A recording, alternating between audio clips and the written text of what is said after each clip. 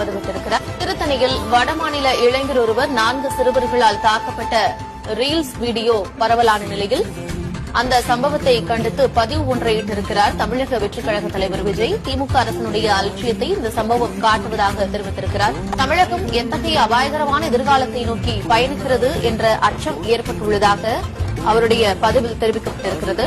சட்டம் ஒழுங்கு சீர்கட்டு போதைப் பொருட்களால் இளைஞர்களின் எதிர்காலம் சீரழிந்து வருவதாகவும் தமிழகத்தில் இளைஞர்களை நல்வழி பாதையில் கொண்டு செல்லும் திட்டங்கள் இல்லை என்றும் அவர் குற்றச்சாட்டுகளை முன்வைத்திருக்கிறார். இளைஞர்கள் நல்ல முறையில் கல்வி கற்க ஏற்ற சூழல் இல்லை, தகுதிக்கு ஏற்ற வேலை வாய்ப்புகள் இல்லை, புத்தாக்கம் இல்லை, புதிய முயற்சிகளுக்கு ஊக்கம் இல்லை. இவை எவற்றையும் ஏற்படுத்தி கொடுக்காமல் யாருக்காக இந்த ஆட்சியை நடத்துகிறீர்கள் என்றும் அவர் கேள்வி எழுப்பியிருக்கிறார். எஞ்சியிருக்கக்கூடிய ஆட்சி காலத்திலாவது போதைப் பொருட்கள் புழக்கத்தை முழுவதுமாக கட்டுப்படுத்த தேவையான நடவடிக்கைகளை எடுக்க வேண்டும் என்று நான் செவனே தானா போய்க்கிருந்தேன். யாரு வம்பு தும்புக்காச்சும் போனா கௌரவம் கௌரவம்னு என் கௌரவத்தையே ஆரம்பிச்சிட்டீங்களா?